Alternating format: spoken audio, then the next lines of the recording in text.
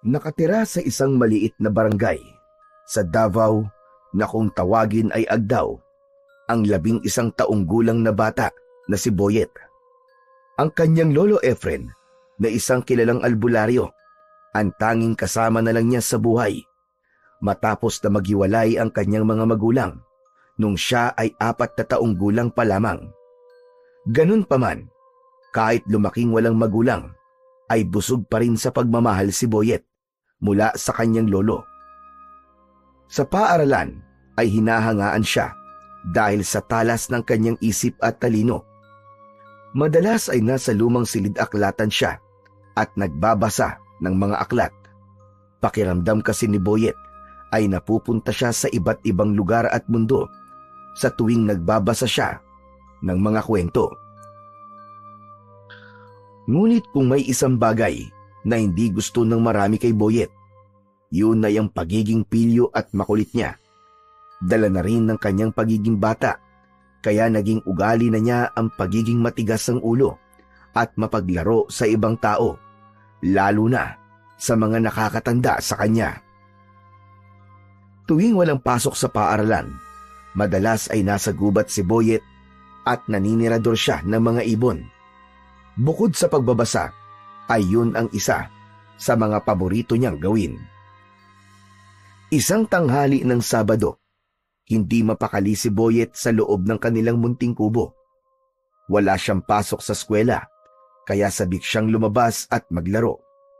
Bitbit niya ang kanyang paboritong tirador, habang palihim na nakatingin kay Lolo Efren na natutulog sa mahabang upuan sa labas ng kanilang kubo. Huminga ng malalim si Boyet at lumabas ng kubo. Ngunit hindi pa siya nakakalayo ay narinig na niya ang boses ng kanyang lolo. Gulat na napalingon si Boyet kay Lolo Efren. Mabilis niyang itinago sa likod ang tirador. Lolo, akala ko po tulog kayo. Ang akala ko rin ay tulog kang bata ka. Hindi ba sabi ko sa iyo matutulog ka sa tanghali para lumaki ka? Tatakasan mo na naman ako. Natulog na po ako, Lolo. Hindi niyo lang po nakita kasi tulog po kayo Saan ka na naman papupunta ha? Maglalaro lang po kami ni Balong, Lo. Si Balong ang matalik na kaibigan ni Boyet. Pero kung si Boyet ay pilyo at mapusok, si Balong naman ay matatakotin. Kahit madalas silang magtalo ni Balong sa mga bagay na gustong subukan ni Boyet, ay nananatili pa rin ang kanilang pagkakaibigan. Bakit may dala ka na namang tirador? Anong tirador po, Lolo? Wala naman po akong dalang tirador Iyang tinatago mo sa likod mo. Abay, akala mo hindi ko nakita yung tirador mo? Gusto mo bang pakuluan ko yan at ipainom ko sa iyo ang sabaw? Pwede naman, Lo. Basta samahan niyo po ng karne ng baboy at sampalok para sinigang na. Abat pilosopo ka talaga, bata ka, no? Teka, baka na naman sa gubat ang punta niyo, ha? Sinabihan na kita, Boyet. Makinig ka sa akin. Nakikinig naman po ako sa inyo, Lolo Efren Hindi naman po kasi ako bingi. Magkaibang nakikinig lang. Sa sumusunod, huwag kang pupunta sa gubat, Boyet. Marami doon nakatirang mga lamang lupa at engkanto. Hindi mo alam kung sino o ano mababangga mo ron. Nagkamot sa batok niya si Boyet. Opo, Lolo. Hindi po talaga ako sa gubat pupunta. Babalik din po ako mamaya. At bago pa siya muling mapigilan ni Lolo Efren, ay mabilis na siyang tumakbo palabas ng kanilang bakuran. Hoy, Boyet! Bumalik ka rito! Pampihira itong batang to. Hindi pa kita pinapayagang umalis Pastilang ka talagang bata ka! Lo, hindi ko na po kayo marinig. Babalik din po ako agad. Hindi huminto sa pagtakbo si Boyet hanggang sa tuluyan na siyang makalayo kay Lolo Efren. Nang makasiguro siya na hindi na siya maaabutan ng lolo niya, ay saka lang siya huminto sa pagtakbo at naglakad na lang. Habang masayang naglalakad, ay nakita ni Boyet ang kaibigan niyang si Balong na nakaupo sa isang malaking bato. Nilalaro nito ang isang patpat habang tila may iniisip. Agad siyang lumapit dito nang may pilyong ngiti sa labi. Balong, tara sa gubat. Manirador tayo ng ibon. Ha? Ayoko nga. Hindi ba sabi ni Lolo Efren mo, bawal doon? Maraming engkanto sa kalamang lupa sa gubat. Mamaya maengkanto pa tayong dalawa at hindi tayo makauwi. Ikaw na lang, Boyet. Napapailing si Boyet at tumawa ng bahagya. Nako, Balong. Naniniwala ka na naman kagad kay Lolo Efren eh. Ang tagal ko na nagpupunta sa gubat. Pero kahit na anino ng engkanto o mga laman lupa, aba, wala akong nakikita, no? Paano kung hindi na nagpapakita sa'yo? Baka isang araw niyan, bigla ka nalang kunin ng mga yon. Sige ka. Sus, natatakot ka lang eh. Palibasa, duwag ka. Duwag! Hoy, hindi Hindi ako duwag. Ang tapang-tapang ko kaya. O sige nga, kung hindi ka duwag, bakit ayaw mo sumama sa akin sa gubat? Kasi, baka pagalitan tayo ni Lolo Efren hindi naman niya malalaman eh. Tara na, sumama ka na kasi. Ang dami mo pang arte. Tumingin si Balong sa malayo at tila nag-iisip ang bata kung ano ang dapat niyang gawin. Makalipas ang ilang sandali, ay marahan itong tumango at bumaba mula sa pagkakaupo sa malaking bato. Nagkibit balikat siya at bumuntong hininga. Sige na nga, sasama na nga ako sa'yo. Pero saglit lang tayo, Boyet Ayokong abutan tayo ng gabi dun at mapapagalitan ako ng nanay ko. Oo na. Uuwi rin tayo kapag nakatirador na ako ng kahit 3 ibon lang. Matapos yun, ay magkasama ng naglakad ang magkaibigang Boyet at Balong papunta sa gubat. Makalipas lang ang ilang minuto, ay narating na ni na Boyet ang tahimik at masukal na gubat. Marami roong nagtataasang punong kahoy at ang lupa ay natatabunan ng makapal na mga tuyong dahon. Walang masyadong nagpupunta ron dahil sa mga kwentong ipinakalat ni Lolo Efren tungkol sa mga engkanto at lamang lupang naninirahan doon.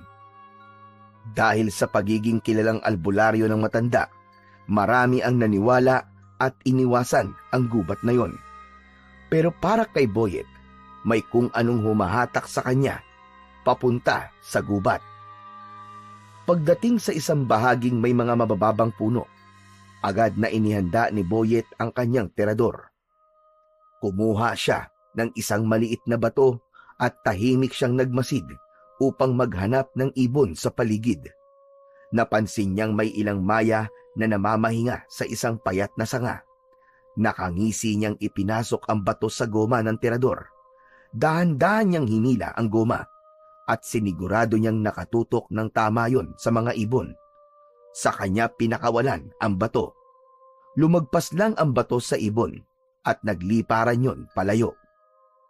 Ibinaba ni Boyet ang terador at napabuntong hininga siya ng malakas. Walang isa man lang sa mga ibong tinarget niya ang tinamaan. Napangiwi siya sa inis at bahagyang tinadyakan ang lupa. Buwisit! Ano ba naman yan? Wala man lang akong tinamaan ng isa. Nakamasid lang si Balong sa kanya at wala itong imik. Hindi sumuko si Boyet. Patuloy siyang naglakad sa loob ng gubat.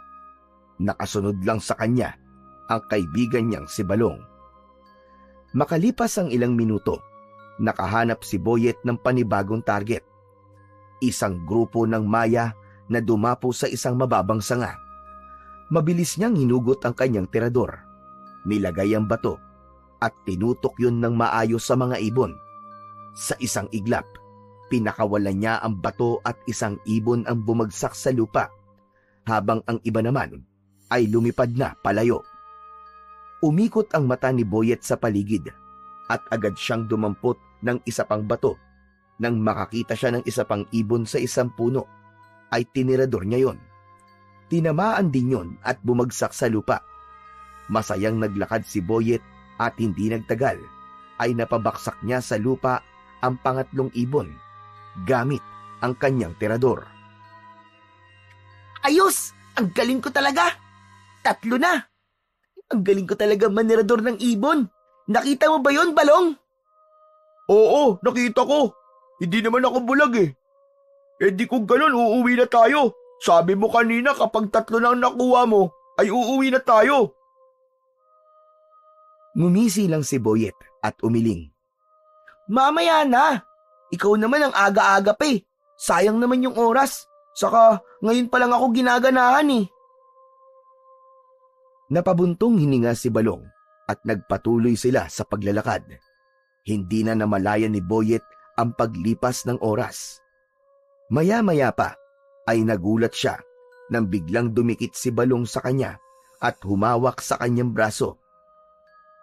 Bumiksi si Boyet at may pagtatakang tumingin sa kaibigan. Hoy, ano ka ba, Balong? Ano bang ginagawa mo? Bakit kung makadikit ka sa akin ay parang nakakakita ka ng multo? Boyet! Parang hindi maganda yung pakiramdam ko. Parang may nakatingin sa atin kanina pa. Hindi mo ba yun nararamdaman? Alam mo ba kung ano nararamdaman ko ngayon? Ano? Naiirita ako sa'yo. Lumayo-layo ka nga sa akin. Kung ano-ano kasing iniisip mo eh. Kaya palagi ka natatakot eh. Tumahimik ka na. Mamaya yung bibig mo na ang titiradurin ko. Lumingon si Balong sa paligid. Bakas sa mga mata nito ang takot, ngunit hindi yun binigyan ng pansin ni Boyet. Para sa kanya ay mas importante na mas marami siyang matirador na ibon bago tuluyang kumagat ang dilim. Maya-maya pa, nagpatuloy na sa paglalakad sina Boyet at Balong sa loob ng gubat. Pero kahit na anong gawin ni Boyet, hindi na siya nakakita pa ng ibon. Pinagmasdan niya ang mga sanga sa paligid pero wala na talaga siyang nakita. Napailing na lang siya at napakamot sa kanyang ulo. Pambihira naman talaga yan oh. Mukhang nagtatago na ang mga ibon sa akin ah. Baka naman kasi naubos mo na yung mga ibon dito sa gubat, Boyet. O baka lumipat na sila ng ibang gubat. Tuwing Sabado ba naman eh, wala ka nang ginawa kundi manirador. Napangiti si Boyet pero hindi niya pinansin ang sinabi ni Balong. Lumingalinga siya sa paligid at naghanap ng ibon. Boyet, paggabi na, umuwi na tayo. Baka abutin pa tayo ng dilim dito sa gubat eh. Isa na lang, Balong. Kapag nakahuli pa ako ng isang ibon, uuwi na talaga tayo, promise. Ayoko na, Boyet, ayoko na. Kung ayaw mong umuwi, ako na lang ang uuwi. Bahala ka na dyan. Wala akong pakialam kahit umuwi ka na. O sige na, umuwi ka na. Duwag! Duwag ka talaga.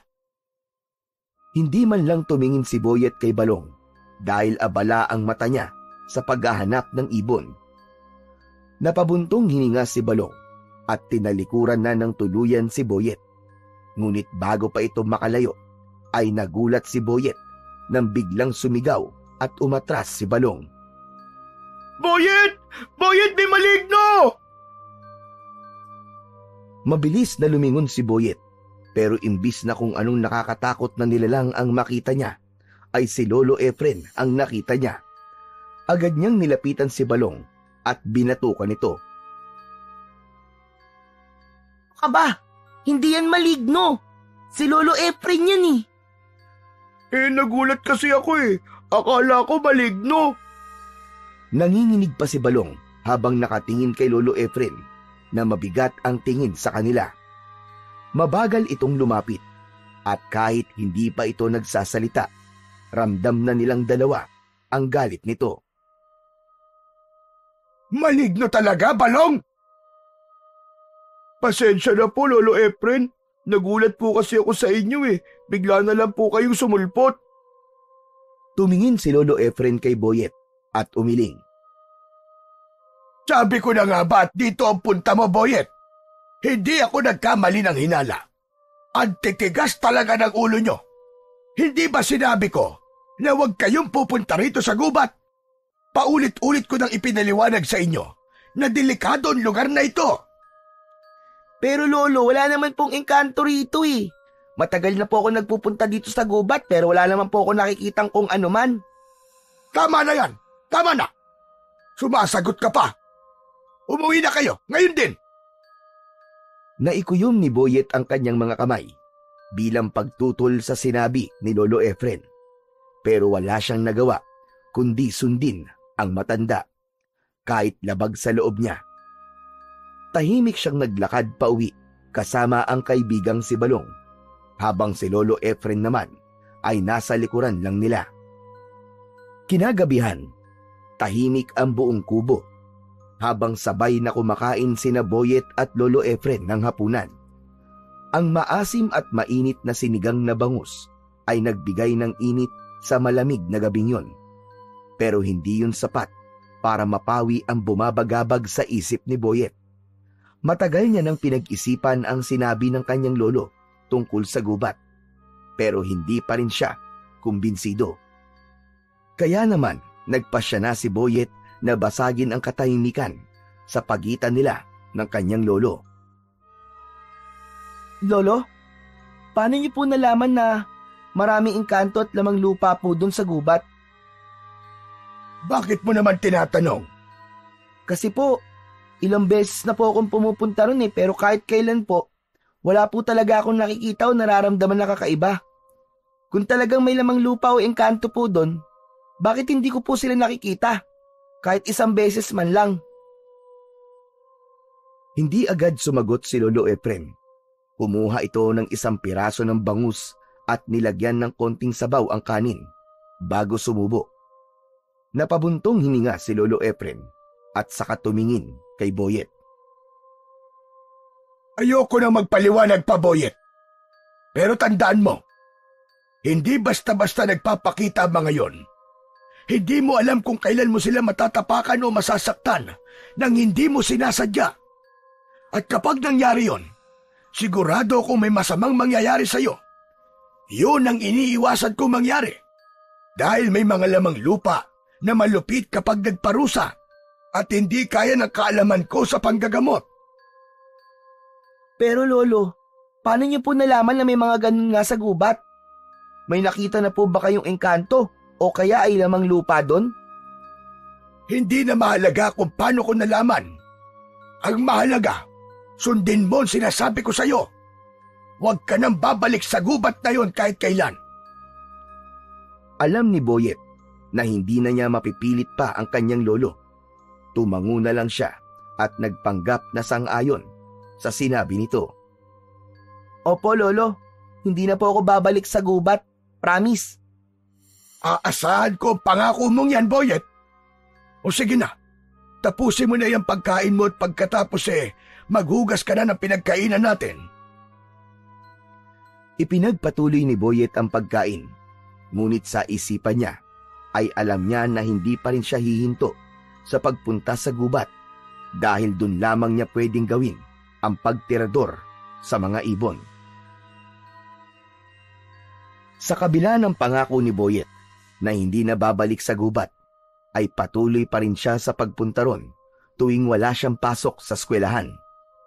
Mas naging maingat siya at siniguro niya na sa tuwing magtutungo siya ron ay hindi malalaman ni Lolo Efren.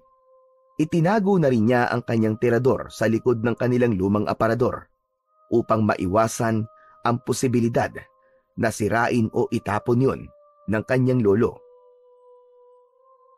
Sa bawat pagpasok ni Boyet sa gubat, isang hindi maipaliwanag na pakiramdam ang palaging bumabalot sa kanya. Para bang hinihila siya ng kagubatan at tinatawag siya upang manatili roon. At sa tuwing naroroon siya, gumagaan ang kanyang pakiramdam. Isang bagay na hindi niya maipaliwanag. Isang linggo ng umaga, gaya ng inaasahan, dagsa ang mga tao sa bahay ni Boyet upang magpagamot kay Lolo Efren. Dahil sa malamig na panahon, marami sa taga-barangay nila ang nilagnat at inuubo. Kaya abala ang matanda sa paghahanda ng mga halamang gamot at pagbibigay ng lunas sa mga taong may sakit. Habang walang nakatingin, mabilis na kinuha ni Boyet ang kanyang tirador mula sa pinagtaguan niya sa likod ng lumang aparador. Maingat siyang lumabas ng bahay at siniguro niyang hindi siya mapapansin ni Lolo Efren. Nang sandaling makarating na siya sa gubat, ay may bumalot na kasabikan sa kanya. Agad na sinimulan ni Boyet ang paninirador ng mga ibon. Sinipat niya ang una niyang target na isang maya na nakadapo sa isang sanga. Iniangat niya ang kanyang tirador. Inasinta ang ibon at pinalipad ang bato. Ngunit bago pa man tumama ang bato, ay lumipad ang ibon palayo na para bang naramdaman nun ang paparating na panganib. Ano ba yan? Ang malas naman! Nakalipad kagad yung ibon. Muling naghanap ng ibang target si Boyet. May nakita siyang isa pang ibon, isang pipit na nasa isang mababang sanga. Inulit niya ang proseso at siniguro niyang tatamaan na niya yon. Ngunit muli, bago pa man lumapat ang bato sa kanyang target na pipit, mabilis na lumipad yon papalayo. Paulit-ulit yung nangyari. Parang may hindi nakakakitang puwersang humahadlang upang walang matamaan na ibon si Boyet. Napansin din niyang masyadong mailap ang mga ibon ng araw na yon, higit sa dati. Nagsimulang maglakad si Boyet at patuloy na naghanap ng ibon. Ngunit habang tumatagal ay bumibigat ang pakiramdam niya. Para bang may nagmamasid sa kanya mula sa kung saan. Isang presensyang hindi niya maipaliwanag kung ano. Hindi pa rin sumuko si Boyet. Nang may nakita siyang ibon ay tinirador niya yon. Ngunit gaya ng dati ay hindi na naman yun tinamaan. Ano ba yan? Bakit ayaw niyong magpatama sa tirador ko? Nakahanda na sanang sumuko at umuwi si Boyet nang mapansin niya ang isang kakaibang ibon na nakadapo sa isang matandang puno. Ang mga balahibo nun ay tila kumikinang sa ilalim ng sikat ng araw na may kulay na hindi niya mawari kung itim ba o asul. Mabilis niyang inihanda ang kanyang tirador. Sinipat niyang maigi ang ibon at pinakawalan ang bato. Ngunit nagulat siya dahil hindi gumalaw ang ibon at hindi yun tinamaan ng kanyang bato. Muling sinubukan ni Boyet na tiradorin ang kakaibang ibon. Hindi na niya mabilang kung ilang beses niya yung tinirador, pero kahit isa sa mga bato niya ay walang tumama sa ibon. Labis na ang kanyang pagtataka dahil hindi umaalis ang ibon sa pwesto nun, pero hindi niya yon matama-tamaan. Nanlaki ang mga mata ni Boyet nang biglang lumipad palayo ang kakaibang ibon. Hoy! Bumalik ka rito! Hindi ka makakatakas sa akin! Hinabol ni Boyet ang ibon at tumakbo siya ng mabilis. Wala na sa dinadaanan niya ang kanyang paningin. Ang mga mata niya ay nakatuon lamang sa lumilipad na kakaibang ibon. Kaya naman hindi niya napansin ang isang nakaumbok na lupa sa kanyang daraanan. Natalisod si Boyet sa nakaumbok na lupa. Nawalan siya ng balanse at padapa siyang natumba sa lupa. Agad niyang iniangat ang paningin niya upang hanapin ang kakaibang ibon, pero hindi na niya yon nakita pa.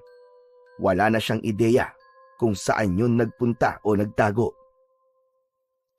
Napuno ng galit si Boyet. Tumayo siya at napatingin sa nakaumbok na lupang nakatisod sa kanya. Dahil sa matinding inis na hindi niya natirador ang kakaibang ibon, ay ibinaling niya ang galit sa nakaumbok na lupa.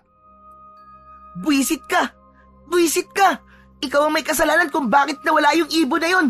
Ang dapat sa'yo, sirain! Malakas na sumigaw si Boyet habang paulit-ulit na sinisipa ang nakaumbok na lupa. Sa bawat sipa niya ay unti-unti yung nasisira. Nadurog ang lupa at kumalat yon sa kung saan-saan. Humihingal si Boyet nang tumigil siya. Nagawa niyang gibain ang nakaumbok na lupa sa pamamagitan lang ng paulit-ulit na pagsipa roon. Kahit paano ay nabawasan ang pagkainis niya sa kanyang ginawa. Sa pagkakataon na yon, inisip niya na hindi para sa kanya ang araw na yon. Kaya nagdesisyon na siyang umalis sa gubat. nagsimula na siyang maglakad pabalik sa kanilang bahay bago pa malaman ni Lolo Efren na wala siya roon. Habang naglalakad si Boyet papauwi sa kanilang bahay, ay nakabusangot ang kanyang muka. Hindi niya maalis sa isip niya ang kakaibang ibong yon na nakawala dahil sa pagkatalisod niya sa nakaumbok na lupa. Nang makarating si Boyet sa kubo nila, ay napansin niyang kakaunti na lamang ang mga tao sa labas na naghihintay para magamot ni Lolo Efren. Kanina, bago siya umalis, ay halos mapuno ang harapan ng bahay nila ng may mga sakit. Bagsak ang balikat na pumasok si Boyet sa kanilang kubo. Naamoy niya ang halimuyak ng mga pinatuyong dahon at langis na madalas gamitin ni Lolo Efren sa panggagamot. Nakaupo ang matanda sa harapan ng isang lalaki na may nakabalot na kumot sa katawan. Napansin ni Lolo Efren ang pagdating ni Boyet. Saglit siya nitong tinapunan ng tingin bago bumalik sa ginagawa. Boyet! Saan ka galing at puro lupa yung mga paa mo? Lolo Efren, naglaro lang po kami ni Balong ng sipaan ng bola. Natapilok po ako sa putikan kaya ito po, nadumihan po ang paa ko. Mag-iingat ka kasi kapag naglalaro ka. Baka mamaya ay madulas ka ng tuluyan. Baka magkasugat ka o mabalian ka pa. Hugasan mo na yung paa mo bago ka maglakad-lakad dito sa loob ng bahay. Sige po, Lolo. Agad na lumabas ng bahay si Boyet at dumiretso sa likod ng kubo kung saan meron doong maliit na balon. Kinuha niya ang pansalok ng tubig sa balon at kumuha siya ng tubig. Matapos yun, ay ibinuhos niya ang tubig sa kanyang mga paa. Habang kinukuskus niya ang kanyang mga paa, bumalik sa isipan niya ang nangyari kanina sa gubat. Hindi niya maintindihan kung bakit napakailap ng mga ibon sa araw na yon. At higit sa lahat, hindi niya matanggap na hindi niya natirador ang kakaibang ibon. Kinagabihan, mula sa mahimbing na pagtulog, ay nagising si Boyet. Dilat na dilat ang kanyang mga mata habang nangangatog ang kanyang katawan.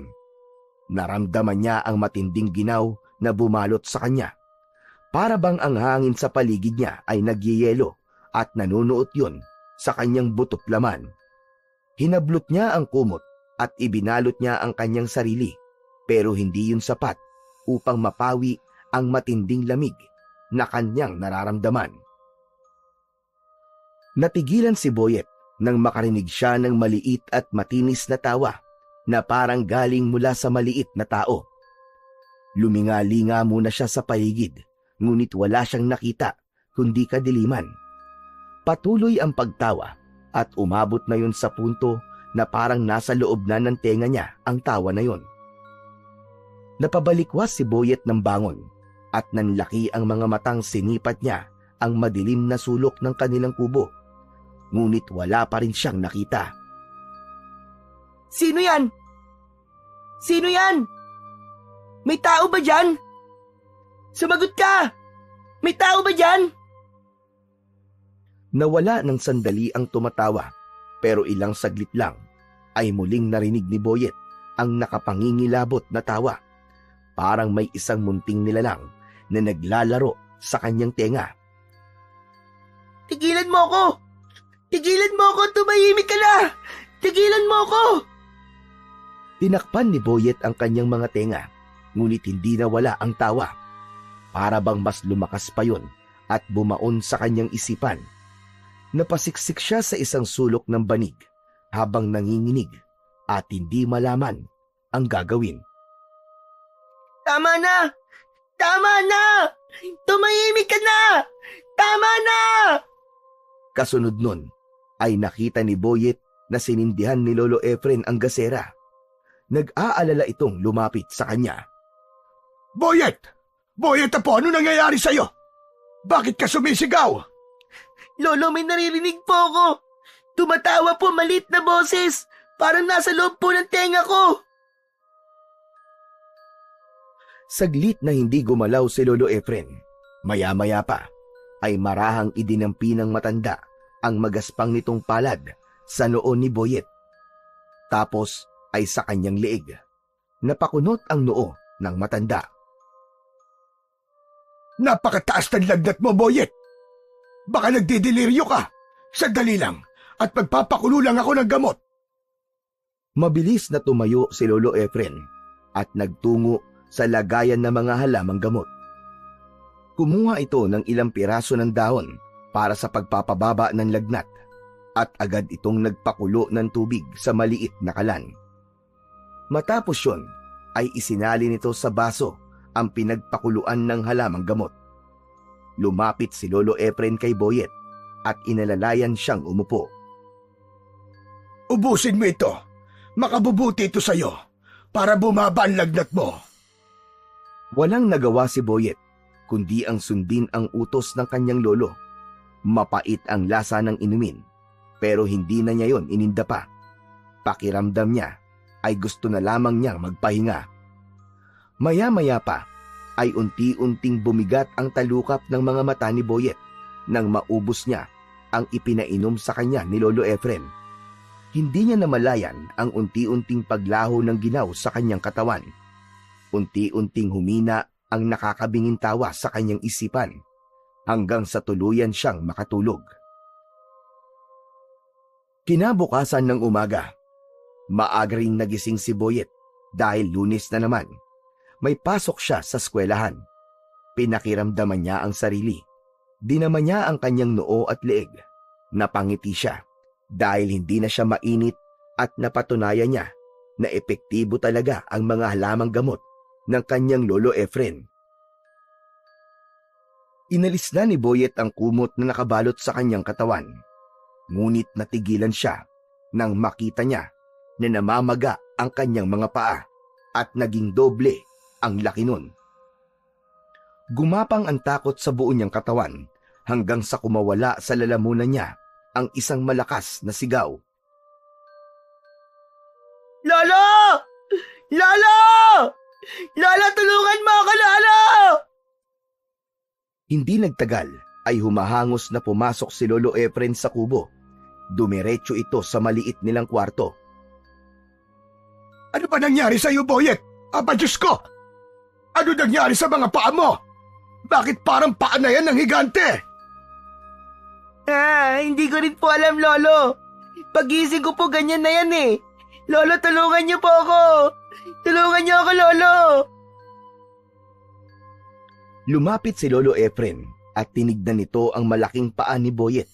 Maingat nitong hinawakan ang paa niya, sabay tingin sa kanya. Masakit ba, Boyet? Hindi naman po, Lolo, pero anong gagawin natin? Baka po hindi na gumaling ang paa ko. Paano po ako makakapasok sa school? Hindi na po magkakasya ang tsinelas ko. Huwag kang matakot, Boyet. Ako bahala sa'yo. Papagalingin ko ang paa mo at sisiguraduhin kong babalik yan sa dati. Kumalma ka lang. Sa kabila ng sinabi ni Lolo Efren, hindi pa rin nawala ang pag-aalala at takot ni Boyet. Halos hindi niya matignan ang kanyang kanang paa dahil sa hindi pangkaraniwang laki nun. Habang kumakain ng almusal sina Boyet at Lolo Efren sa isang maliit nilang hapag, ay halos hindi magalaw ni Boyet ang pagkain. Maya-maya pa ay may narinig silang pagkatok sa pinto na sinundan ng malakas na boses ni Balong. Boyet! Boyet, tara na! Malilate na tayo sa school! Boyet! Napatayo si Boyet at mabilis siyang nagtungo sa kwarto. Ibinalot niya ang sarili sa kumot. Mula roon ay napatingin si Lolo Efren. Napailing ito at saka tumayo upang pagbuksan ng pinto si Balong. Mula sa kwarto ay dinig ni Boyet ang pag-uusap ni na Lolo Efren at Balong. Lolo, asa na po si Boyet? Malilate na po kami. Balong, hindi makakapasok si Boyet ngayon. May sakit siya. Ha? Ano po sakit niya, Lolo Efren? Basta, may sakit siya. Pakisabi na lang sa guro nyo na hindi siya makakapasok ngayon hanggang bukas. Ganun po ba? O sige po, Lolo, sasabihin ko po. Pakisabi rin po kay Boyet na magpagaling siya, ha? Matapos yun, ay umalis na si Balong. Marahan namang inalis ni Boyet ang kumot at lumabas sa kwarto. Bumalik siya sa pagkakaupo sa hapag. Salamat po, Lolo Efren ha. Butit hindi niyo po sinabi kay Balong na lumaki ang isa kong paa. Kilala ko si Balong. Kapag nakita niya yung paa mo, Jack, pagtatawanan ka lang nun. Kaya kumain ka na dyan at pagkatapos gagamutin ko na yung paa mo. Pakiramdam ni Boyet ay bahagyang gumaan ang kanyang loob. Ngunit hindi pa rin nawala ang pag-aalala niya kung kaya ba talagang mapagaling ng kanyang lolo ang paa niya. Matapos mag-almusal, ay kagad na inihanda ni Lolo Efren ang mga gamit para sa paggagamot sa malaking paa ni Boyet. Kumuha ito ng isang bote ng langis na panggamot at marahang ipinahid yun sa paa niya. Pagkatapos ay kumuha si Lolo Efren ng isang palanggana at pinunuyo ng malinis sa tubig. Umupo ito sa harapan ng palanggana, ipinikit ang mga mata at marahang nagdasal. Tahimik lang na nakatingin si Boyet habang ginagawa yon ng kanyang lolo. Maya-maya pa ay kinuha ni Lolo Efren ang kandila sa altar. Sinindihan nito yon at hinayaan itong tumulo ang natutunaw na parte ng kandila sa tubig. Tumitig si Boyet sa palanggana at napansin niyang may nabubuong imahe sa ibabaw ng tubig. Isang maliit na hugis na nakaumbok na lupa. Kinuha ni Lolo Efren ang nabuo mula sa tulo ng kandila at tinignan yon ng mabuti. Pagkatapos ay hinarap nito si Boyet. May natapakan ka bang punso, Boyet? Ha? Ano po yung punso? Ang punso ay isang lupang nakaumbok. Madalas, tirahan yun ng mga duwende o nuno sa punso. Kapag may taong nagpakita ng kawalang galang sa kanilang tahanan, maaaring magalit sila at parusahan ng sino mang gumawa ng kasalanan sa kanila. Nanlamig si Boyet sa kanyang narinig. Hindi siya nakapagsalita. Naalala niya ang nakaumbok na lupa sa gubat, ang punso na pinagbuntunan niya ng galit. Sinipa-sipa niya yon hanggang sa magiba. Napaisip siya kung yun nga ba ang dahilan kung bakit lumaki at namaga ang kanyang paa. Ngunit hindi siya pwedeng magsalita. Kapag sinabi niya yon, malalaman ni Lolo Efren na patuloy siyang nagpupunta sa gubat kahit paulit-ulit siyang pinagbabawalan nito. Tumingin kay Boyet si Lolo Efren. Bakas sa mukha nito ang pag-aalala at pagdududa. Boyet, may natapakan o nasira ka bang punso? Magsabi ka sa akin ng totoo. Kung hindi ka magsasabi ng totoo, hindi gagaling ang paa mo. Lolo, ang totoo po niyan may nasira po akong punso sa gubat. Bakit mo ginawa yun? Nako, sinasabi ko na nga ba at nagpupunta ka pa rin sa gubat? Natapilok po kasi ako ron Tapos nawala po sa paningin ko yung ibon na hinahabol ko. Kaya... Hindi mo dapat ginawa yun, Boyet. Hindi mo ba alam kung gaano kalaki kasalanang nagawa mo? Napasinghap si Boyet. Hindi niya inaasahang magagalit ng ganon si Lolo Efren. Mukhang kailangan ko makipag-usap sa duwende o nuno na nakatira sa gubat. Napalunok si Boyet. Hindi niya alam kung ano ang mangyayari. Sa pagkakataon na yun, ay labis siyang nagsisisi sa pagsira niya sa punso dahil sigurado na siya na yun ang dahilan ng paglaki ng kanyang paa. Hindi na nagsayang ng oras pa si Lolo Efren. Inayos na nito ang mga gamit nito para sa ritual na gagawin niya upang kausapin ang duwendeng nakatira sa punsong sinira ni Boyet. Habang nag-aayos si Lolo Efren ng kanyang mga gamit para sa ritual, tahimik lang na nakaupo si Boyet sa gilid habang pinanonood ang bawat kilos ng matanda. Nanginig ang kanyang mga kamay, hindi dahil sa lamig, kundi dahil sa takot sa maaaring mangyari. Sa harapan ni Lolo Efren ay may isang bilog na bilao na may lamang bigas, asin at isang maliit na mangkok na may tubig. May hawak itong lumang kahoy na may nakaukit na kakaibang mga simbolo. Pumikit si Lolo Efren at nagsimulang bumigkas ng mga salitang hindi maintindihan ni Boyet. Ramdam niya ang bigat ng hangin sa paligid at tila lumalamig ang paligid ng kanilang bahay. Maya-maya pa, hinawakan ni Lolo Efren ang mangkok sa tubig at sinimulang paikutin yun sa ibabaw ng bilao. Napailing si Lolo Efren habang dahan-dahang iminulat ang kanyang mga mata. Tama nga ang hinala ko. Bakit po, Lolo? Ano pong nakita nyo? May nakatirangan diwende sa punso na sinira mo. Isang duwendeng puti at ang pangalan niya ay Uyugan. Ano po? Uyugan? Nakausap ko na siya at may kondisyon siya para mapatawad ka at bawiin niya ang parusang ibinigay niya sa'yo. Ano po yung gusto niyang gawin ko? Kailangan mo magpunta sa punso nang mag-isa ka lang at kailangan mong humingi ng paumanhin kay Uyugan. Ano po? Ano pong ibig niyo sabihin, Lolo? Ako lang? Ako lang po mag-isa?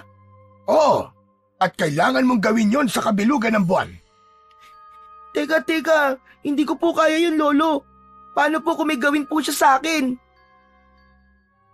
Hinawakan siya sa balikat ni Lolo Efren. Naiintindihan kita, Apo. Kung ako lang ang masusunod, hindi kita hahayaang magpunta sa gubat na mag-isa, lalo na kung gabi. Pero wala tayong magagawa.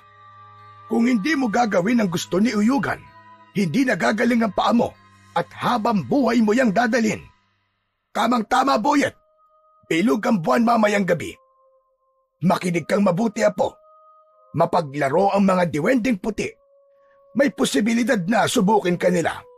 Ano man ang iabot nila sa'yo, ano man bagay na ibigay nila, huwag mong tatanggapin. Ha? Bakit po? Dahil nga mapaglaro sila. Basta, gawin mo na lang ang sinasabi ko sa'yo. Lalong nanghina si Boyet.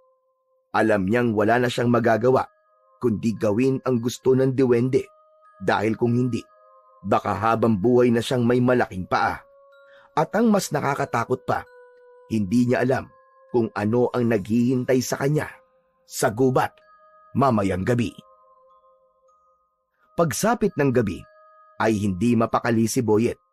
Sa labas ng bahay, naghihintay na si Lolo Efren na may hawak na gasera.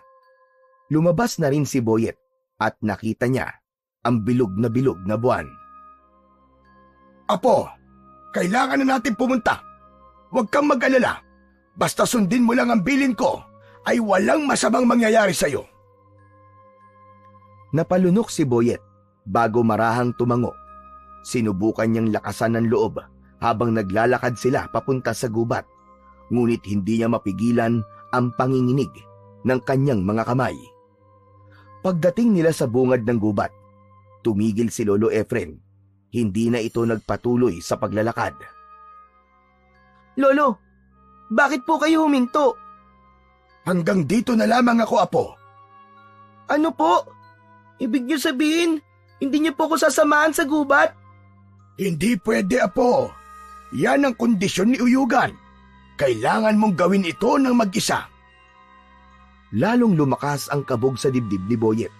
Napatingin siya sa madilim na gubat sa kanyang harapan.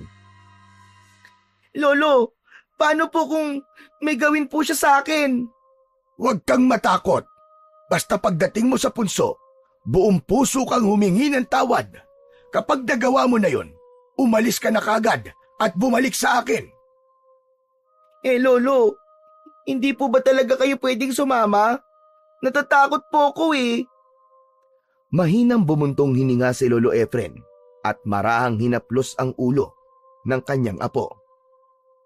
Tulad ng sinabi ko sa iyo, Apo, kung ako lang sanang masusunod, hindi kita papupuntahin nang hindi ako kasama. Pero wala tayong magagawa. Ito ang gusto ng duwende. Halos maluwa si Boyet sa takot. Ngunit alam niyang wala na siyang ibang pagpipilian.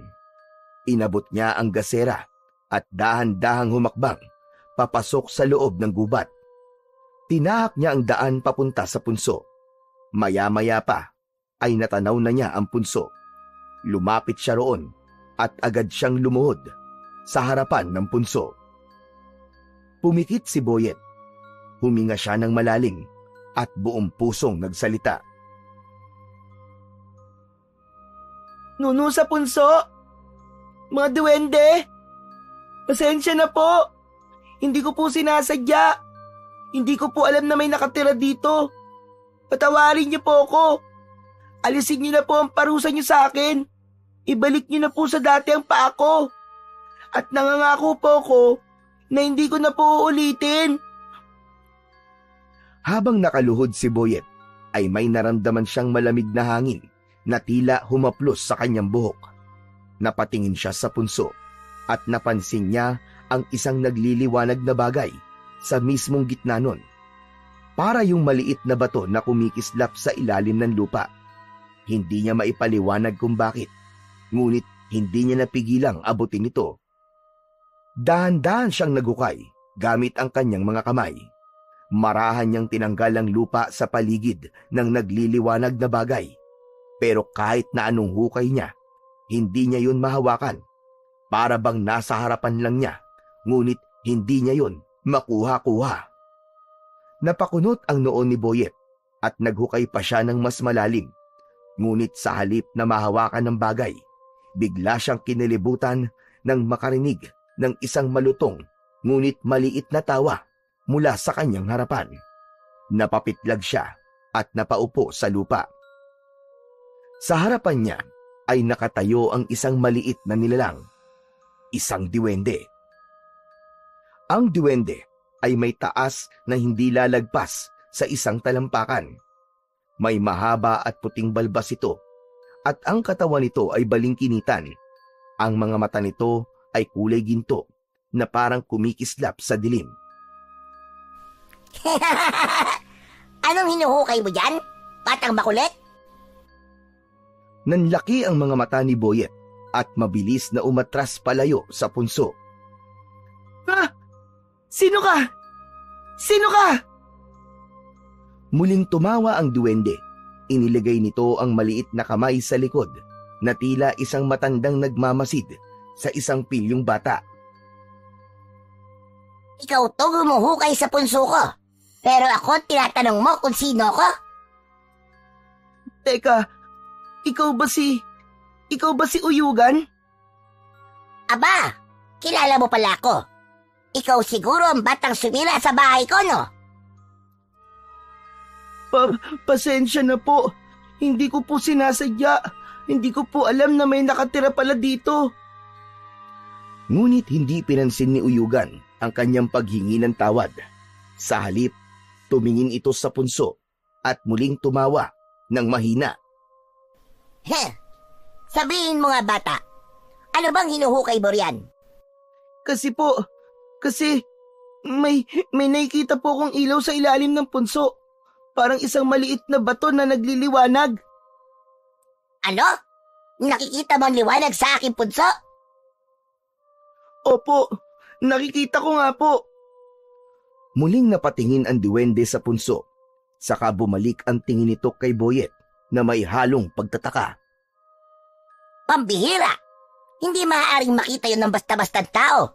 Kung nakikita mo ang mutya ng punso, ibig sabihin, ikaw ang karapat-dapat na magmay-ari nito. Ano? Ano pong ibig niyong sabihin? Wala na akong magagawa. Maswerte ka. Kailangan bigyan kita ng pagkakataong makuha ang mutya ng punso. Ngunit, hindi ko ito ibibigay basta-basta sa'yo ng ganong kadali. Ha? Bakit po? Makinig kang mabuti, batang makulit. Ang sino makakuha ng mutya ng punso ay magkakaroon ng kakaibang kakayahan. Kapag nakuha mo ito, magkakaroon ka ng pambihirang lakas at kaya mong mapagalaw ang mga bagay gamit lamang ang iyong isipan. Napalunok si Boyet sa kanyang narinig. Isang matinding pagnanasa ang biglang bumalot sa kanyang isipan. Ano? Talaga po? Magkakaroon po ako ng kapangyarihan na parang Parang superhero? Tama ka. Ngunit hindi ko ito ibibigay ng libre, bata. Ay kailangan kang gawin upang makuha mo ang mutya ng punso. Sige, sabihin niyo po. Ano pong kailangan kong gawin? Aba, matapang ka ha? Makinig ka mabuti. 3 bugtong ang ibibigay ko sa'yo. Kung masasagot mo lahat ng tama, makukuha mo ang mutya ng punso. Napaisip si Boyet. Naalala niya ang babala ng kanyang lolo. Mapaglaro ang mga diwending puti. Ngunit ang pangako ng kanyang kapangyarihan ay masyadong maganda para tanggihan. Sa huli, nanaig ang kanyang kagustuhan na makuha ang mutya ng punso. Sige po, sige. Tatanggapin ko ang hamon mo, Uyugan. Agad na pumalakpak si Uyugan. Kung ganon, simulan na natin nang hindi na masayang ang ating oras. Makinig kang mabuti. Bugtong-bugtong. Nang munti ay paru-paro, nang lumaki ay latigo. Uulitin ko ha. Bugtong-bugtong. Nang munti ay paru-paro, nang lumaki ay latigo. Sagot, Boyet. Napaisip si Boyet. Hinayaan niyang dumaan sa kanyang isip ang lahat ng posibilidad na sagot. Hanggang sa nagliwanag ang kanyang muka. Alam ko na ang sagot! Alam ko na! Sitaw! Aba, matalino ka. Tama. Pero unang bugtong pa lamang yan, kaya madali. Humanda ka sa pangalawang bugtong, Boyet. Eto na. Makinig kang mabuti. Bugtong-bugtong. Malaking supot ni Mang Ambo. Kung gamitin ay nakataob. Uulitin ko. Bugtong-bugtong. Malaking supot ni Mang Ambo. Kung gamitin ay nakataob. Napakamot sa ulo si Boyet. Mas mahirap yun kaysa sa una. Pinag-isipan niya ng mabuti ang mga gamit na ginagamit ng nakataob. Makalipas ang ilang sandali, ay isang bagay ang naisip niya. Hula ko lang to Pero, kulang po ba ang sagot? Aba, tama ka na naman, Boyet. Mukhang matalino ka talagang bata.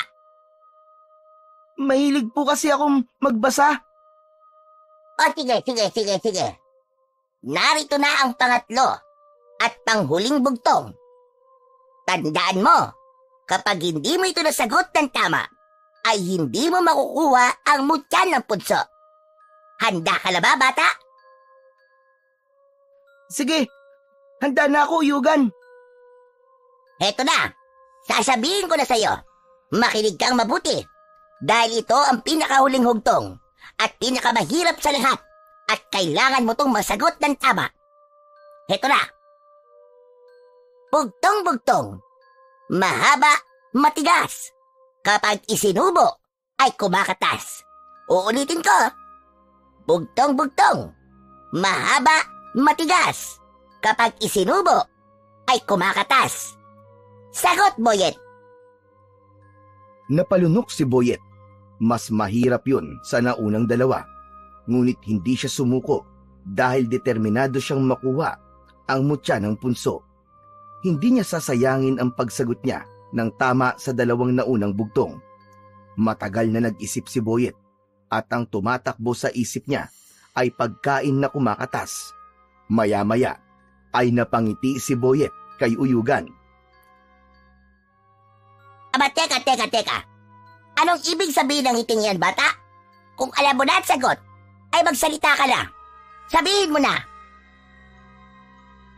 Alam ko na ang sagot, Uyugan. Tubo. Tubo ang sagot.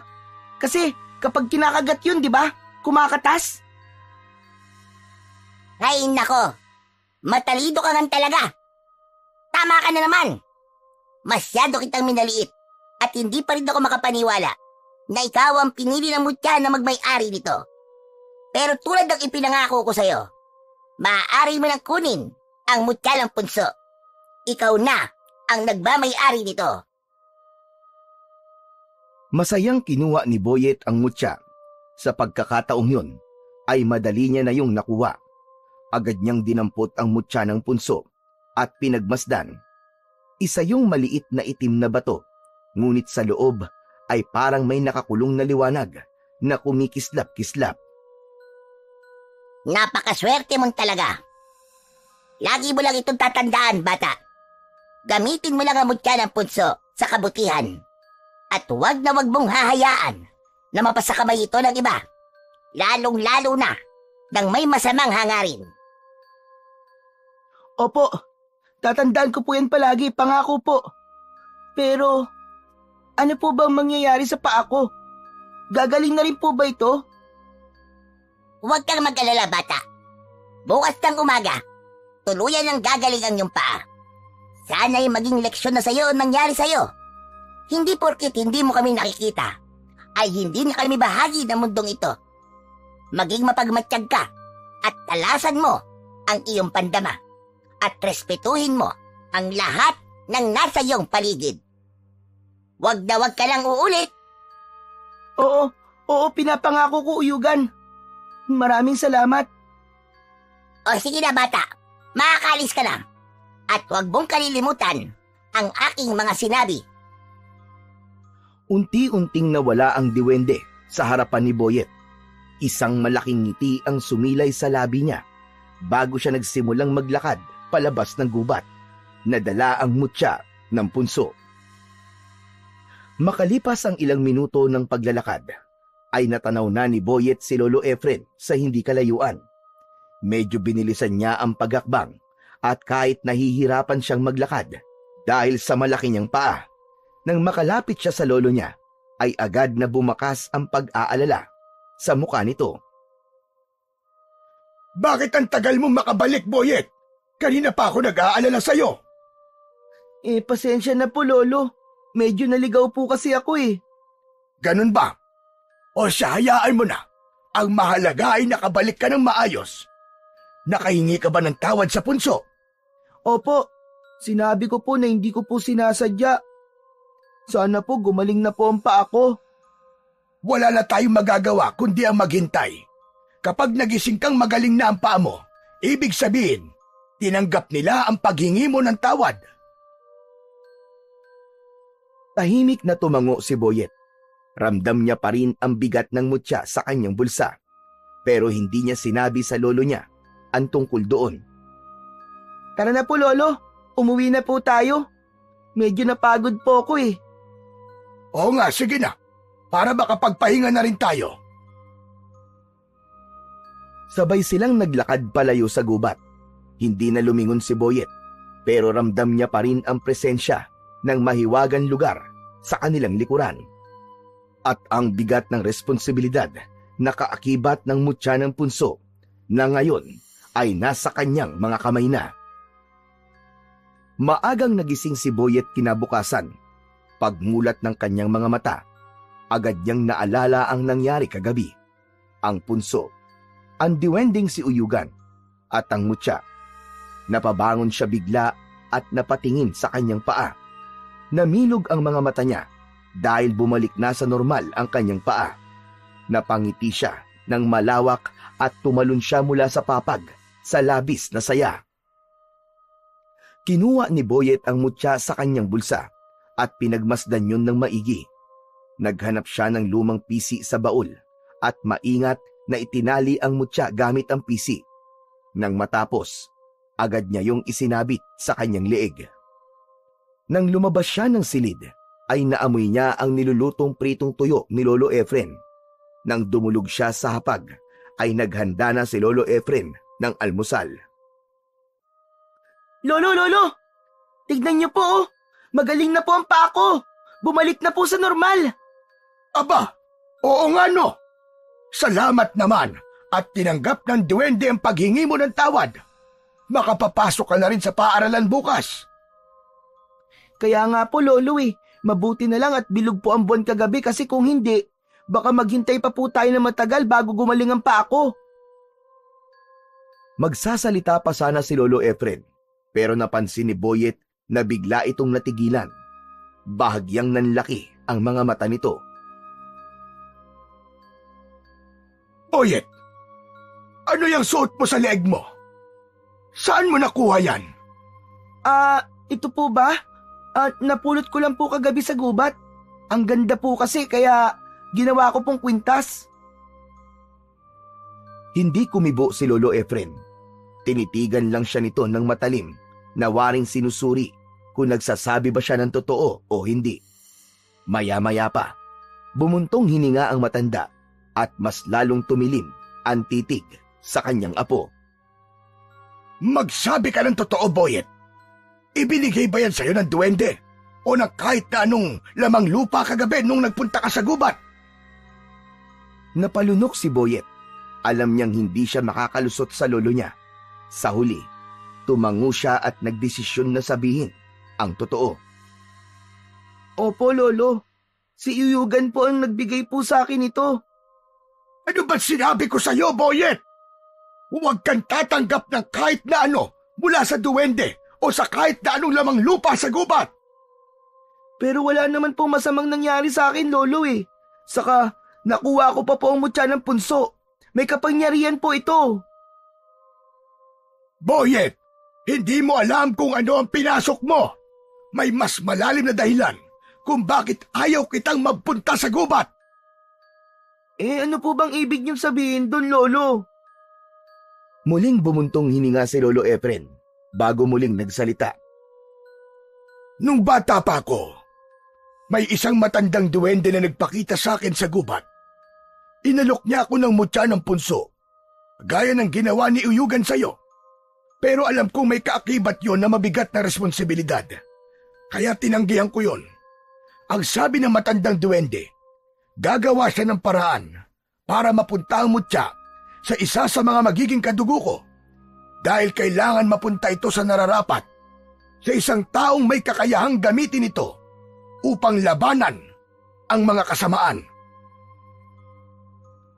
May kilabot na gumapang sa katawan ni Boyet. Napatingin siya sa mutya na nakasabit sa kanyang leeg bago bumaling ulit sa kanyang lolo.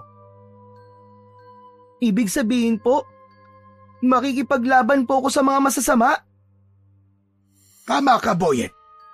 Hindi mo maaaring gamitin ang mutya para lang sa pansariling interes. Pero Lolo, wala namang masama rito sa lugar natin ah. Tahimik naman po dito ah. Sa ngayon wala. Pero hindi natin alam kung hanggang kailan magiging tahimik ang lugar natin na ito. Maraming nilalang ng dilim ang nagnanais makuha ang mutya ng punso at hindi mo alam kung kailan sila darating para kunin yan sa'yo.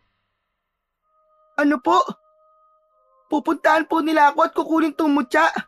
Naku, kung ganun po, ibabalik ko na lang po to kay Uyugan. Ayoko po makipaglaban. Ngunit malungkot na umiling si Lolo Efren. Huli na ang lahat, Boyet. Nung tinanggap mo ang mutya, habang buhay na itong nakakabit sa'yo, ikaw na ang bagong magiging may-ari niyan habang buhay. Maliban na lang kung merong kukuha niyan sa'yo. Wala na tayong magagawa, Boyet, kundi sanayin ka kung paano gamitin ang kapangyarihan ng mutya. Lalong lumamig ang pakiramdam ni Boyet na pagtanto niya na hindi niya pala dapat tinanggap ang mutya ng punso. Ang buong akala niya kasi isang simpleng anting-anting lang yon. Pakiramdam niya ay pinasan niya ang isang napakabigat na kapalaran at responsibilidad na hindi niya alam kung kaya niyang dalhin. Sa loob ng mga sumunod na araw, tuwing walang pasok si Boyet sa paaralan, ay dinadala siya ni Lolo Efren sa gubat upang magsanay. Doon siya tinuruan ng kanyang lolo kung paano gamitin ng tama ang kapangyarihan ng mutya ng punso. Sa simula ay nahirapan siya. Hindi madaling kontrolin ang enerhiyang dumadaloy sa loob niya mula sa mutya. Ngunit sa patuloy na paggabay ni Lolo Efren, unti-unti niyang natututunan kung paano gamitin ang kanyang isip upang pagalawin ang mga bagay-bagay sa paligid. Isang umaga, nasa gitna siya ng pagsasanay. Nakapikit siya habang malalim ang paghinga. Sa kanyang harapan ay may isang tuyong sanga. Dahan-dahan niyang iniangat ang kanyang kamay at inisip niya na gumalaw ang sanga. Sa una, bahagyang umalon lamang ang tuyong dahon na nakakabit pa sa sanga. Ngunit hindi siya sumuko. Mas lalo niyang pinokus ang kanyang isip at sa isang iglap, lumutang ang sanga sa hangin. Napangiti si Boyet. Hindi siya makapaniwala sa kanyang nagawa. Lolo, napalutang ko na po yung sanga. Magaling, Boyet. Napakabilis mo matuto. Ipagpatuloy mo lang yan. Biglang lumakas ang ihip ng hangin. Naramdaman ni Boyet ang kakaibang enerhiya sa paligid na para bang may nakamasid sa kanila. Hanggang sa lumitaw si Uyugan sa kanilang harapan. Nakangiti itong nakatayo habang pumapalakpak. Magaling, magaling, magaling. Hindi nga nagkamali ang mutya sa pagpili sa'yo, Boyet. Ang bilis mong natutunang gamitin ang kapangyarihan nito. Mabilis na lumapit si Lolo Efren at hinarap si Uyugan. Hindi mo na dapat ibinigay ang mutya sa kanya, Uyugan. Napakabata pa ni Boyet para sa ganitong kabigat na responsibilidad. Kung tinanggap mo lang sana ang mutya noon, Efren, nung ibigay sa ito ng aking lolo, ay hindi sana ito napunta sa iyong apo. Isa pa, hindi sa edad na susukat ang pagiging tagapagtanggol. Balang araw, pasasalamatan niyo rin ako at ang mutya ng punso. At bago pa sila makasagot, isang malakas na ihip ng hangin na parang ipo-ipo ang bumalot kay Uyugan at sa isang iglap ay nawala ito na parang bula. Nanatiling nakatayo si Boyet at Lolo Efren sa gitna ng gubat. Napatingin si Boyet sa mutyang nakasabit sa kanyang leeg. Ngayon niya lalong naramdaman ang bigat ng kanyang kapalaran. Isang umaga, abala si Boyet sa paghahanda para sa pagsasanay niya sa gubat. Inilagay niya sa loob ng isang bag ang isang bote ng tubig at maliit na itak na palaging dala ni Lolo Efren tuwing pumupunta sila sa loob ng gubat. Habang sinusuri niya ang mutya ng punso na nakasabit sa kanyang leeg, ay biglang dumating si Balong. Boyet! Boyet! Buti nakita kita. Tara, maglaro tayo ng patintero. Kulang pa kami. Pasensya ka na, Balong ah. Hindi ako makakasama ngayon para maglaro eh. Ha? Bakit naman? May gagawin ka ba? Oo eh. May importante kasi akong gagawin. Pambira! Ano namang importante ang gagawin mo? Baka naman may tinatago ka na sa akin ha? Ang tagal ko na napapansin na hindi ka na nakikipaglaro sa amin eh. Hindi sumagot si Boyet dahil ayaw niyang ipaalam kay Balong ang tungkol sa mutya at sa kanyang pagsasanay. Alam mo Boyet, parang hindi mo na ako kaibigan. Lagi ka na lang may ginagawa eh. Hindi na tayo nakakapaglaro. Bago pa makasagot si Boyet, lumabas mula sa bahay si Lolo Efren. Balong! Umuwi ka na muna. Hindi mo na siya pwede maglaro ngayon at sa mga susunod na araw. Ganun po ba? Sige po Lolo Efren, pasensya na po kayo. Uuwi na po ako. Tumingin si Balong kay Boyet bago ito naglakad palayo. Nang wala na si Balong, ay lumapit si Lolo Efren kay Boyet. Boyet apo, hindi kita masasamahan ngayon sa gubat. Marami na namang may sakit dito sa lugar natin. Sigurado ako na marami na namang magpupunta dito sa bahay para magpagamot. Ayos lang po Lolo. Ako na lang po muna ang mag-isang magsasanay. O sige Boyet, mag-iingat ka. Hayaan mo, kapag maaga ako natapos sa panggagamot, ay susunod kagad ako sa iyon. Tumango si Boyet at ipinagpatuloy niya ang paghahanda sa mga bagay na kailangan niyang dalhin sa gubat para sa kanyang pagsasanay. Maya-maya pa ay tahimik na naglakad si Boyet patungo sa gubat upang magsanay. Pagdating niya sa isang malawak na parte ng gubat na walang masyadong puno, ay huminto siya upang simulan ang kanyang pagsasanay. Agad niyang isinara ang kanyang mga mata at huminga ng malalim. Itinuon niya ang kanyang isip sa isang medyo malaking sanga na nakabalandra sa lupa na nasa kanyang harapan. Ibinukas ni Boyet ang kanyang mga mata, kasabay ng pagtaas ng kanyang kamay. Itinuon niya ang kanyang enerhiya sa sanga. Unti-unting gumalaw ang sanga. Nanginig muna yon sa lupa, bago yung tuluyang lumutang. Napangiti si Boyet sapagkat mas naging mabilis na siya sa pagpapagalaw ng mas mabibigat na bagay. Ngunit bigla siyang natigilan nang may naramdaman siyang presensya sa likuran niya. Mabilis niyang binato ang sanga sa kung sino mang nasa likuran niya. Aray! Aray ko! Aray ko! Ang sakit! Nanlaki ang mga mata ni Boyet. Agad siyang tumakbo papunta sa direksyon ng tinamaan niya at nakita niyang nakadapa sa lupa si Balong habang may nakadagan pang sanga sa likod. Nagmamadali niyang inalis ang sanga at tinulungang tumayo si Balong. Balong! Anong ginagawa mo rito? Aray! Sinundan kita malamang. Pero mas dapat yata ako magtanong yan sa'yo. Nakita kita, Boyet. Nakita kita. Ginamit mo ang isip mo para pagalawin yung sanga. Paano mo yung nagawa? May powers ka ba? Biglang kinabahan si Boyet sa tanong na yon ng kanyang kaibigan.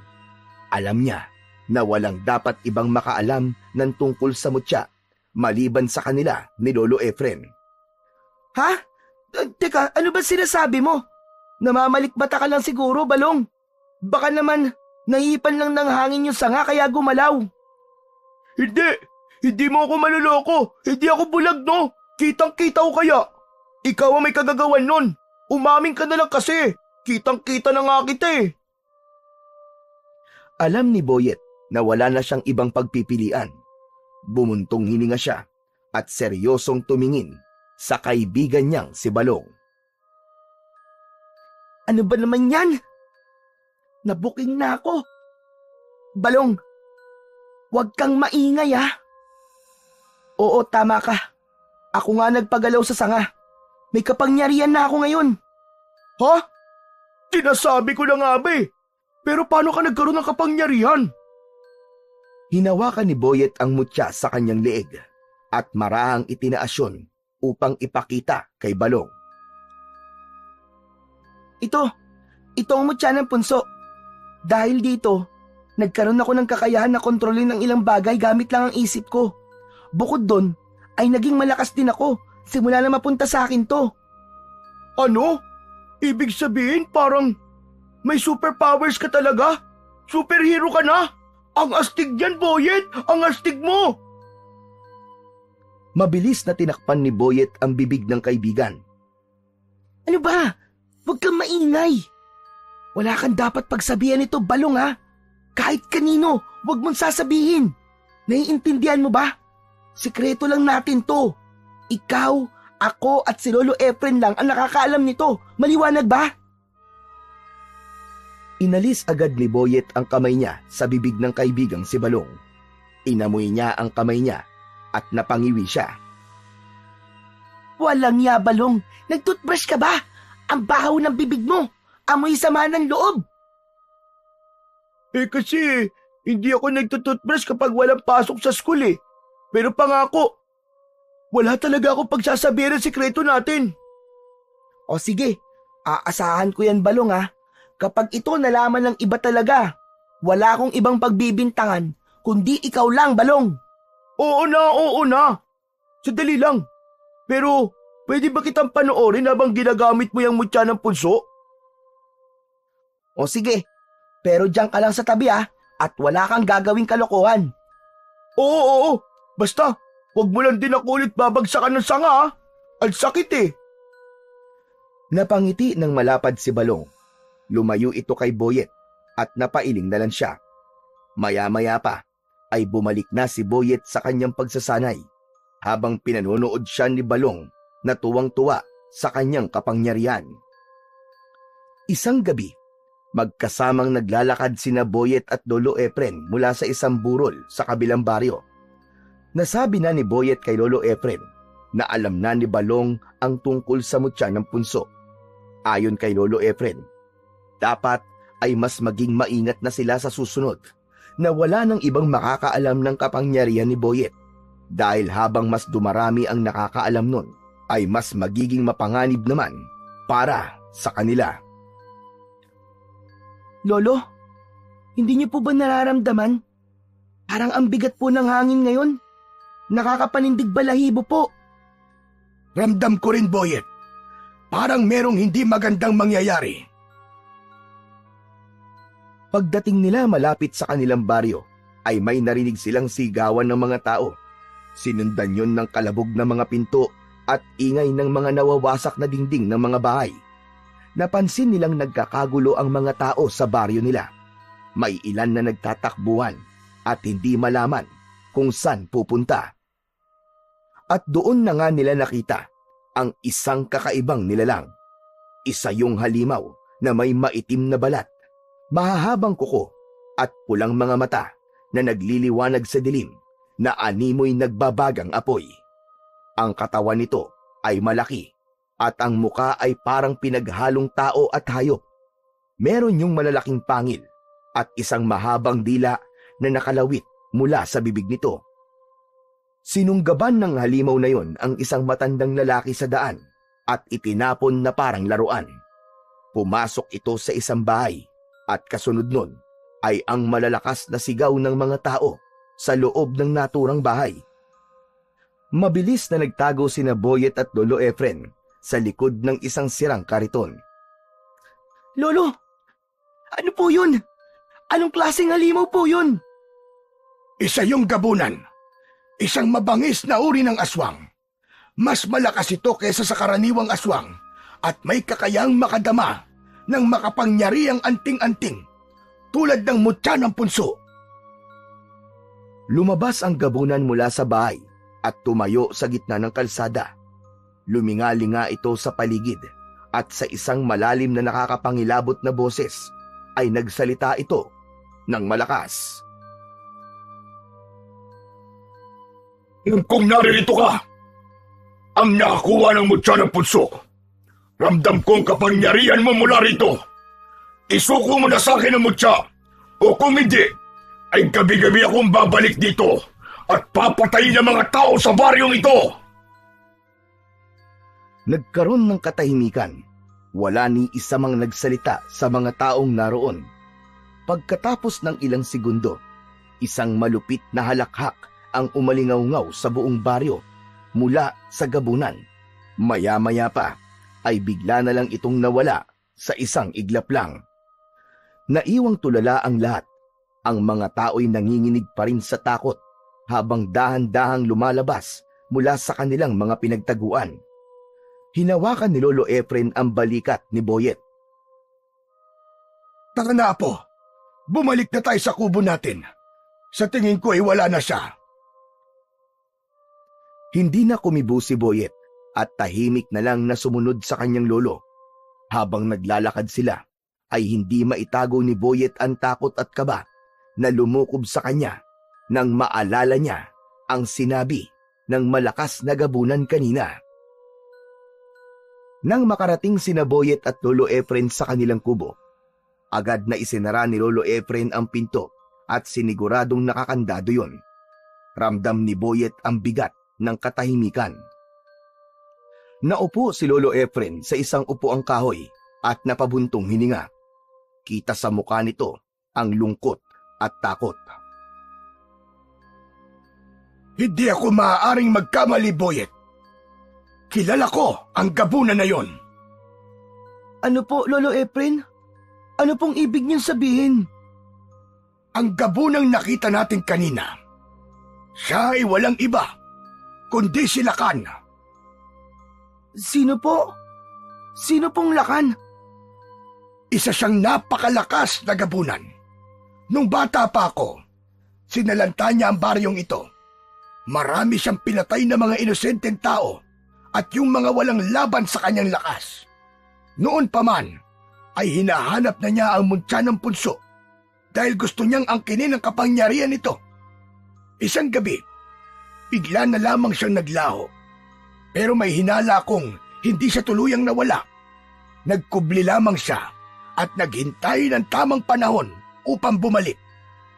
Nung inalok sa akin ng isang diwendeng mutya ng punso, alam ko na kung tatanggapin ko yon, ay kailangan kong harapin si Lakan. Napakabata ko pa nun. Wala kong lakas ng loob na labanan siya, kaya pinili kong tumanggi. Kapwa natahimik sina Boyet at Lolo Efren. Maya-maya lang ay muling nagsalita si Boyet. Kung ganun, ibig sabihin, ako po ang kailangan lumaban sa kanya, Lolo.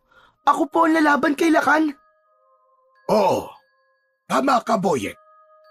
At kahit ayaw mong harapin si Lakan, ay hahanapin ka pa rin niya dahil nasa iyo ang mutya. Hindi kanya titigilan hanggat hindi niya ito nakukuha mula sa iyo. Lolo, natatakot po ako. Natatakot ako sa kanya. Naiintindihan ko, Apo, pero kailangan mong lakasan ang iyong loob dahil walang ibang may kakayahang humarap kay Lakan, Apo, kundi ikaw lamang. Ikaw ang susi upang matuldukan na ang kanyang kasamaan. Nagpigil ng luha si Boyet. Sa loob-loob niya, gusto niyang tumakas. Gusto niyang bumalik sa dati niyang tahimik na buhay. Pero alam niyang hindi na yon mangyayari. Kinabukasan ng umaga, habang kumakain ng tuyong isda at sinangag sina Boyet at Lolo Efren sa maliit nilang hapagkainan, ay natigilan sila nang may biglang kumatok sa kanilang pinto. Nagkatinginan sina Boyet at Lolo Efren. Bago pa man may tumayo sa kanila para tignan kung sino ang nasa labas, ay bumukas na kagad ang pinto at pumasok si Balong. Nagmamadali itong lumapit sa kanila habang habol ang paghinga. Boyet, Lolo Efren! Nakita niyo ba yung aswang na umatake dito sa baryo kagabi? Oo, Balong. Galing kami nun ni Lolo sa lamay sa kabilang baryo. Yung umatake na yung isang gabunan. Ano? Gabunan? Tagot! Hindi ba ang gabunan ay isa sa malalakas na uri ng aswang? Kung ganon, hindi pala yun basta-bastang aswang lang. Pero Boyet, hinahanap ka ng gabunan na yun. Hinahanap niya ang mutya ng punso.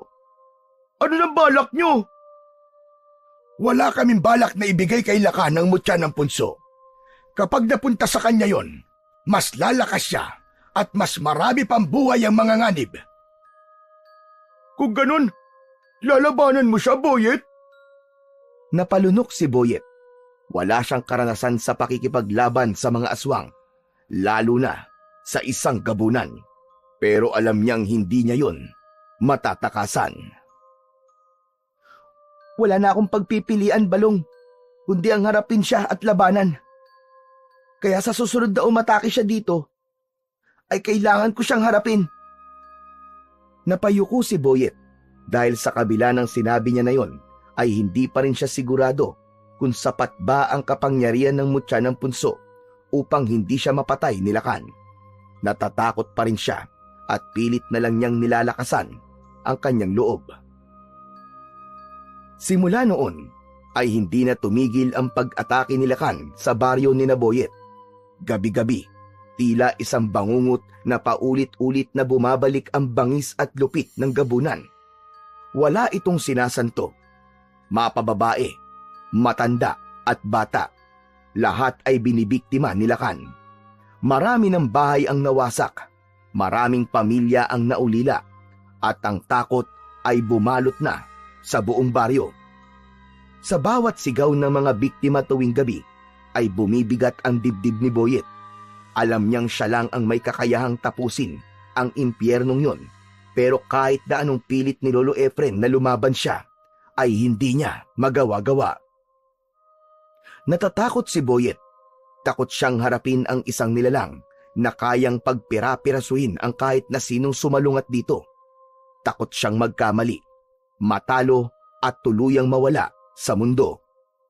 Ngunit sa tuwing sumasapit ang umaga, isang panibagong sakit ang bumabagabag kay Boyet.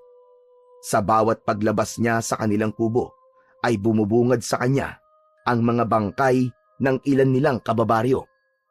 Paulit-ulit na tinatanong ni Boyet ang sarili kung hanggang kailan siya matatakot.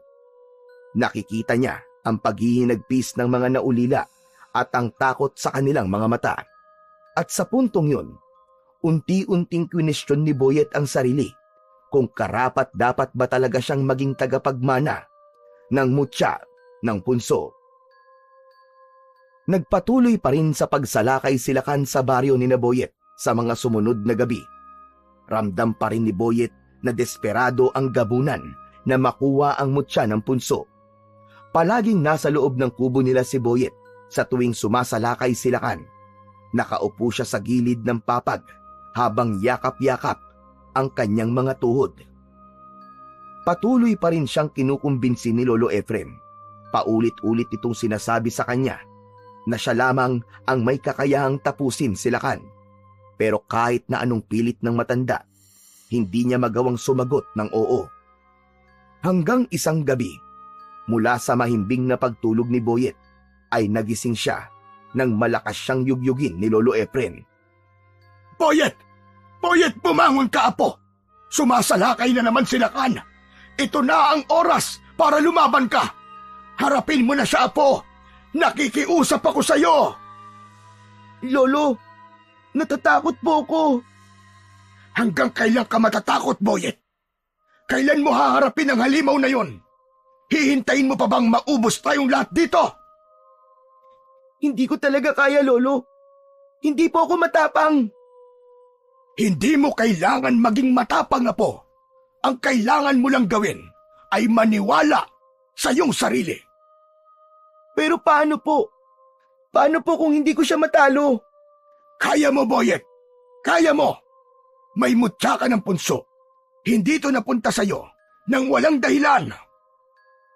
Pero Lolo... Hinawakan ni Lolo Efren ang magkabila ang balikat ni Boyet at mariing tumingin sa kanya. Tignan mo ko sa mga mata, Boyet. Hindi ka ba naaawa sa mga kababaryo natin? Kaninang umaga lang, 3 bata ang natagpuan na wala ng buhay. Ilang pamilya pa ang kailangan mawala bago mo sabihin sa sarili mong kaya mo. Hindi ko po alam, Lolo Efren. Hindi ko po alam. Naguguluhan po ako. Hindi mo alam o ayaw mo lang tanggapin, Boyet? Hindi mo ba naaalala ang sinabi ni Uyugan sa'yo? Pinili ka ng mutya dahil alam nitong kaya mong ipagtanggol ang baryo natin. Huwag mong sayangin ang tiwalang yon, Boyet. Paano kung hindi ko po kayanin, Lolo Efren? Paano kung ako naman po mapatay ni Lakan? Paano po? Kung hindi mo susubukan, hindi mo malalaman. Mas malakas ang mutya mo kaysa sa kanya. Yan ang tandaan mo. Yan ang isaksak mo sa iyong puso't isipan. Napatingin si Boyet sa saig. Nagtalo ang isip at damdamin niya. Alam niyang tama si Lolo Efren, pero ang takot ay patuloy pa rin naghahari sa pagkatao niya. Sa labas ay mas lumakas ang sigawan ng mga tao. Kasunod nun ay ang malakas na sigaw ni Lakan. Lumabas ka! Tagapagmana ng mutya! Alam kong nariyang ka lang! Huwag mo kong pagtaguan! Harapin mo ako! Tumalikod si Lolo Efren kay Boyet. Nagtungo ito sa kusina at kinuha ang lumang itak na nakasabit sa dingding. Hindi ito nagdalawang isip na naglakad patungo sa pinto. Mabilis na sumunod si Boyet sa lolo niya. Lolo! Lolo, anong gagawin niyo? Huminto si Lolo Efren sa may pintuan at nilingon siya. Sawa na ako, Boyet. Sawa na ako magtago. Panahon na para lumaban. Pero Lolo, baka kung ano po mangyari sa inyo. Dito na lang po kayo. Mas ligtas pa po tayo rito, Lolo. Huwag ka pong lumabas. Huwag niyo po siyang labanan. Mas mabuti nang mamatay akong lumalaban kesa sa mamatay akong takot. Pilit pa rin hinahawakan ni Boyet ang kanyang lolo, pero nagawa nitong makawala. Wala na siyang nagawa kundi ang panoorin ito habang papalayo sa kanilang kubo, habang hawak ang matalas na itak. Napakagat sa labi si Boyet. Nagkaroon siya ng pagdadalawang isip kung susundan ba niya si Lolo Efren o mananatili siya sa loob ng kubo nila. Sumilip siya sa nakabukas na pinto at nakita niyang hindi lang si Lolo Efren ang lumaban. Nakita niya ang ibang kalalakihan sa baryo nila na may dalang sibat, itak at kung ano-ano pang sandata. Nagulat si Boyet nang bigla siyang may narinig na tinig mula sa kanyang likuran. Napalingon si Boyet at nakita niya si Uyugan na nakatayo sa ibabaw ng lamesa at umiiling. Wala. Nakakapanghinayang. Mabuti pa sila, Boyet. Kahit wala silang mutya ng punso, ay may lakas loob silang lumaban. Patawad! Patawad! Patawarin mo ko, Uyugan! Nanginig ang boses ni Boyet at naramdaman niyang may mga luhang bumagsak mula sa kanyang mga mata. Hindi ako nararapat para sa mutya. Mas mabuti pang ibigay mo na lang ito sa iba, sa mas malakas at sa mas matapang. Hindi ito para sa akin. Wala nang mas iba pang karapat-dapat kundi ikaw lang, Boyet. Mismong ang mutyala ng punso ang pumili sa'yo. Hindi mo ito hiningi, ngunit ikaw ang napili. Pero, paano? Paano kung hindi ko kaya? Paano kung mabigo ako? Pero paano din pala kung kaya mo? Natahimik si Boyet sa sinabing yun ni Uyugan. Tumingin si Uyugan sa may pinto kung saan patuloy ang ingay ng labanan. Nasa labas na ang lolo mo, Boyet. Kasama ang ibang kababaryo mo. Nilalabanan nila si Lakan. Hahayaan mo lang bang may mangyaring masama sa kanila? Lalong-lalo na sa lolo mo? Nanlamig si Boyet. Muli siyang napatingin sa nakabukas na pinto at nakita niya sa labas si Lolo Efren na nakahandusay na sa lupa. At sa harapan nito ay naroon si Lakan na papalapit sa kanyang lolo. Ang matalim nitong mga mata ay nakapako sa matanda. Nanlambot ang mga tuhod ni Boyet, ngunit may kung anong init na bumalot sa kanyang katawan. Sa pagkakataon na yun, ay isang matinding pagpapasya ang ginawa niya. Kumilos ang kanyang mga paa bago pa siya makapag-isip. Mabilis siyang tumakbo palabas ng kubo. Ayup ka! Layuan mo ang lolo ko! Sa isang iglap ay hinarangan ni Boyet si Lakan upang pigilan ito sa paglapit kay Lolo Efren. Nang makita niyang nasa panganib ang kanyang lolo, ay dun na tuluyang lumabas ang tapang niya. Napahinto naman si Lakan at bahagyang umurong, saka tumawa ng mahina. Nang mapansin nito ang kumikislap na mutya ng punso sa leeg ni Boyet, ay nanlaki ang mga mata nito. Ikaw pala nagmamay-ari ng mutya ng punso. Isang bata lang ang may hawak ng mutya. Mukhang magiging madali lang sa akin na makuha yan sa'yo, bata. Kahit bata ako, hindi ako magpapatalo sa'yo, demonyo ka! Nilingon ni Boyet si Lolo Efren at nakita niya na kahit may sugat ito sa braso, ay nagawa pa rin itong ngumiti sa kanya. Nang humarap siyang muli kay Lakan, ay humakbang ito papalapit. Ang matutulis nitong mga kuko ay kumikinang sa liwanag ng nag-aapoy na mga sulo sa paligid. Nakatitig ito kay Boyet. Bata, ibigay mo na lang sa akin ang mutya. Kung ayaw mo masaktan, huwag ka nang manlaban pa. Kung mapayapa mong ibibigay yan sa akin, ay baka maging mabait pa ako sa'yo at hayaan pa kitang mabuhay. Nanlamig ang mga kamay ni Boyet, ngunit hindi siya natinag. Sa kabila ng takot at kaba na bumabalot sa kanyang katawan, ay desidido na siyang labanan si Lakan gamit ang kapangyarihan ng mutya ng punso. Matagal na ako nagtatago. Matagal na ako natakot. Pero hindi na ngayon. Oras na para tapusin kita, Lakan! Saglit na katahimikan ang bumalot sa paligid. Binasag yun ng malakas na halakak ni Lakan na parabang iniinsulto nito si Boyet. Ikiniling ni Lakan ang ulo nito at ngumisi. Matapang ka, bata! Tignan natin kung hanggang saan ang tapang mo! Sa isang iglap, mabilis na sumugod si Lakan kay Boyet at nagsimula na ang kanilang laban. Mabalasik ang pagsugod ni Lakan. Ang matatalim nitong mga kuko ay nakahandang sumaksak sa katawan ni Boyet. Sa isang iglap, lumipad ang kamao ni Lakan, ngunit bago pa yun tumama sa mukha ni Boyet, ay sinalo niya yun gamit ang kanyang kamay. Mahigpit na hinawakan ni Boyet ang kamao ni Lakan habang naramdaman niya ang lakas at kapangyarihan na dumadaloy sa buo niyang katawan. Mariin niyang pinisil ang kamao ni Lakan hanggang sa narinig niya ang pagkadurog ng mga buto nito. Malakas na napasigaw si Lakan nang dahil sa labis na sakit at agad nitong binawi ang kanyang kamao. Mabilis itong umatras habang hawak ang nasaktan na kamay. Nag-aapoy sa galit ang mga mata ni Lakan habang nakatitig kay Boyet. Ngumisi si Boyet at tumingin siya sa paligid. Nakita niya ang mga bato. Itinaas niya ang kanyang kamay at biglang nagsimulang gumalaw ang mga bato sa kanyang paligid. Ang mga bato sa lupa ay lumutang sa hangin at umikot sa paligid ni Boyet na tila may sariling buhay ang mga yon.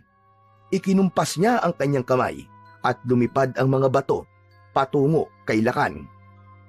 Napaatras ang gabunan habang iniiwasan ang sunod-sunod na hampas ng lumulutang na mga bato. Ngunit isang may kalakihang bato ang tumama sa mukha niya na kaagad niyang ikinabagsak sa lupa. Isang sulunang apoy ang mabilis na pinalipad ni Boyet patungo kay Lakan at tumama yon sa mukha nito. Napasigaw ang gabunan habang pilit na inaapula ang apoy na tumupok sa mukha niya. Nang mawala na ang apoy, ay mas naging matalim ang tingin nito kay Boyet. Hindi nagpadaig si Boyet sa titig na yon. Sumugod siya kagad kay Lakan. Sinalubong naman siya ni Lakan at sa kanilang pagsasalpok ay hindi naiwasan ni Boyet ang matatalas na kuko ni Lakan nang bumaon yun sa kanyang tiyan. Napasigaw si Boyet sa sakit at agad siyang napaupo sa lupa habang mahigpit na hawak ang sugat. Ramdam niya ang init ng kanyang dugo na dumaloy mula sa kanyang tiyan.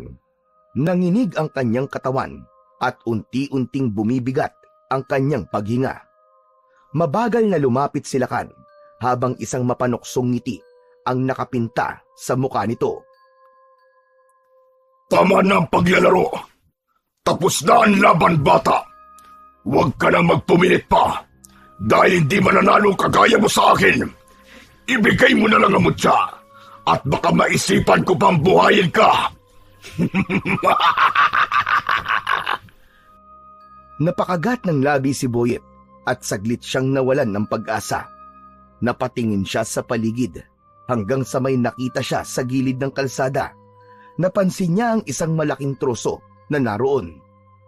Huminga siya ng malalim nang isang ideya ang pumasok sa kanyang isipan. Sa pamamagitan ng kanyang isip, unti-unting gumalaw ang malaking troso. Nagpanggap siyang nangihina at sumusuko na kay Lakan. Makangalakan, wala talaga akong laban sa'yo. Isusuko ko na sa'yo ang mutya. Pero mangako kang hindi mo ako papatayin. Pangako, bubuhayin kita, bata. Ngayon, ibigay mo na sa akin ang mutya. Lalo pang lumapad ang ngiti ni Lakan habang dahan-dahan itong lumapit kay Boyet. Biglang lumipad ang malaking troso sa ere at eksaktong tinamaan nun si Lakan sa tagiliran na naging dahilan upang tumilapon ito sa malayo. Bago pa makabangon si Lakan, ay mabilis na tumayo si Boyet. Muli niyang itinaas ang kanyang mga kamay. Gamit ang kapangyarihan ng mutya ng punso, ay pinagalaw niya ang mga sibat at itak ng mga sugatang kalalakihan. Isa-isa yung lumutang sa ere. Itinutok niya ang kanyang kamay kay Lakan, na duguan at hindi na makagalaw sa lupa. Ikaw ang dapat sumuko, Lakan! Demonyo ka! Hindi mo kailanman makukuha ang mutya ng punso! Mabilis na pinalipad ni Boyet ng sabay-sabay ang mga itak at sibat patungo kay Lakan. Magkakasabay na tumusok ang mga yon sa iba't ibang parte ng katawan ng aswang. Napapikit si Boyet sa nakakabinging sigaw ni Lakan. Nang dumilat siya, ay nakita niya si Lakan na nanginginig at unti-unti nang nauubusan ng buhay. Mabagal siyang lumapit kay Lakan at huminto siya sa paanan nito. Kahit kailan, ay hindi ko isusuko ang mutya sa tulad mong uhaw sa kapangyarihan. At kahit kailan, walang masama ang mananalo sa kabutihan. Matapos yun, ay tuluyan ng hindi gumalaw si Lakan at binawian na yon ng buhay. Doon na naramdaman ni Boyet ang pagod sa nangyaring laban. Humarap siya sa mga tao at napansin niyang tahimik ang lahat. Walang sino man ang agad na gumalaw o nagsalita. Tila hindi makapaniwala ang mga tao sa kanilang nasaksihan. Napalunok si Boyet ng laway. Ang takot ay muling gumapang sa kanyang dibdib. Naisip niya na baka natakot ang mga tao sa kanya dahil sa kapangyarihan na kanyang ipinakita. Baka iniisip ng mga tao na gumagamit siya ng itim na mahika. Naisip din ni Boyet na baka katakutan siya ng mga tao gaya ni Lakan. Ngunit bago pa tuluyang lamunin ng pangamba ang batang si Boyet, ay isang malakas na sigaw ang bumasag sa katahimikan mula sa mga tao. Lahat ay nagbunyi sa pagkamatay ni Lakan. May ibang lumapit sa kanya upang magpasalamat. May mga nagpalakpakan din dahil sa labis na kasiyahan at paghanga. Ang takot sa puso ni Boyet ay napalitan ng kasiyahan. Naramdaman niya ang taus-pusong pasasalamat ng mga tao sa kanya. Biglang lumapit si Lolo Efren kay Boyet habang ang mukha nito ay puno ng pagmamalaki at tuwa. Mahigpit siya nitong niyakap. Hindi ako nagkamali, Apo. Maging ang mutya ng punso ay hindi rin nagkamali sa pagpili sa iyo. Pinatunayan mo ngayong gabi na ikaw nga ang nararapat na magmay-ari ng mutya ng punso. Sunod na lumapit kay Boyet ang kaibigan niyang si Balong at maging ito ay masayang-masaya rin sa kanyang nasaksihan. Hanep! Lodi! Ang galing mo, Boyet! Akala ko talaga katapusan na natin kanina eh. Pero grabe, ang galing mo talaga. Para kang isang superhero. Lodi na talaga kita, friend!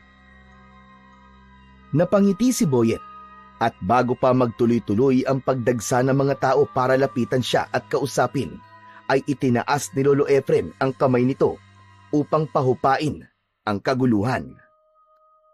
Tama na muna ang kasiyahan! Tama na muna! Makinig kayo mga kasama! Si Boyet ay sugatan at kailangan magamot. Hayaan niyo muna akong gamutin ang sugat ng aking apo. Natahimik ang mga tao. Lahat ay nag-aalalang tumingin kay Boyet.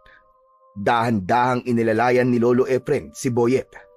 Halika na, Apo. Kailangan magamot kagad ang sugat mo. Maging si Balong ay tumulong na rin sa pag-alalay kay Boyet. Habang naglalakad silang tatlo pabalik sa kubo, ay tuloy pa rin ang sigawan at kasiyahan sa paligid. Habang sinisigaw ng mga tao, ang katagang mabuhay si Boyet, ang tagapagtanggol ng kanilang baryo. Habang naririnig ni Boyet ang masasayang tinig ng kanyang mga kabaryo, ay napatingin siya sa langit at hindi niya kinalimutang magpasalamat sa nasa itaas. Sa kabila ng sakit ng kanyang sugat at ng pagod ng kanyang katawan, ay punong-puno ang kanyang puso ng kasiyahan dahil sa wakas ay malaya na ang baryo nila kay Lakan at nagawa niya ring durugin ang takot sa kanyang puso. Nang makarating sila sa kanilang kubo, ay pinauwi na muna ni Lolo Efren si Balong. Agad namang sumunod si Balong kahit halatang gusto pa nitong makausap ang kaibigang si Boyet. Nang makapasok na sila sa loob ng kubo, ay naupo si Boyet sa papag, habang si Lolo Efren naman ay kumuha ng mga kailangan nito para gamutin ang sugat ng apong si Boyet. Maya-maya pa ay bumalik na si Lolo Efren. Sige na, Apo. Hubarin mo ang damit mo para malinis ko ang sugat mo. Sumunod si Boyet. Nakita niya ang lalim ng kalmot ni Lakan sa kanyang tiyan.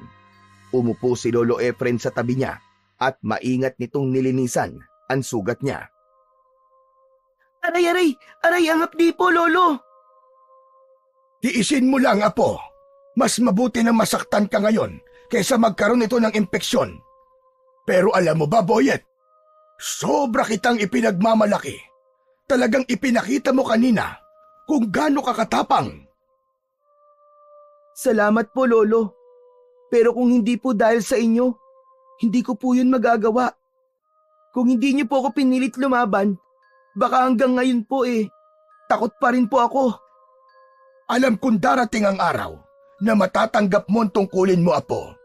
At tignan mo ngayon, ikaw ang naging pag-asa ng baryo natin. Bago pa man makapagsalita si Boyet, ay biglang lumitaw sa kanilang harapan si Uyugan. Magaling, magaling, magaling! Napakagaling mo, Boyet! Binabati kita dahil nagtagumpay ka sa laban nyo ng Lakan na yon. Maraming salamat din sa iyo, Uyugan. Kung hindi mo ibinigay sa akin ang mutya, hindi namin matatalo si Lakan. Kahit ibigay ko ang mutya sa iba, kung hindi sila ang karapat-dapat, ay wala ring mangyayari, Boyet. Tunay na nakatakdang mapunta sa iyo ang mutya ng punso. At ngayon, ikaw na talaga nagmamay-ari niyan. Sana'y alagaan mo yan ng mabuti at patuloy mong gamitin sa kabutihan. Oo, Uyugan. Pinapangako ko. Makakaasa ka. Nagagamitin ko lamang ito sa kabutihan. Maraming salamat uli. Magaling! Yan ang gusto kong marinig. O paano? Aalis na ako at marami pa akong kailangan asikasuhin. Hanggang sa muling pagkikita, Boyet. Napatingin si Boyet kay Lolo Efren. Nang mawala na si Uyugan, ay itinuloy na ni Lolo Efren ang panggagamot sa sugat ni Boyet. Matapos ang lahat ng nangyari, ay bumalik na sa normal ang buhay sa baryo ni Boyet. Naging maayos muli ang pamumuhay ng mga tao at wala nang takot na bumabalot sa kanilang gabi. Si Boyet, bagaman at nagbalik na sa dating tahimik na buhay, ay alam niyang hindi na siya katulad ng dati. Mas naging matatag siya at mas naging handa sa anumang pagsubok na maaaring dumating sa kanilang buhay. Natutunan ni Boyet na ang pagiging bayani ay hindi nangangahulugan ng pagkakaroon ng pambihirang kakayahan, kundi ng pagiging handang ipaglaban ang tama kahit na mahirap. Natutunan niya na ang takot ay isang bagay na maaaring maging hadlang upang makamit niya ang tagumpay. At higit sa lahat, napagtanto ni Boyet na ang bawat tao ay may kakayahang maging matapang basta't maniwala lamang sa kanilang sarili at sa kabutihang kanilang ipinaglalaban.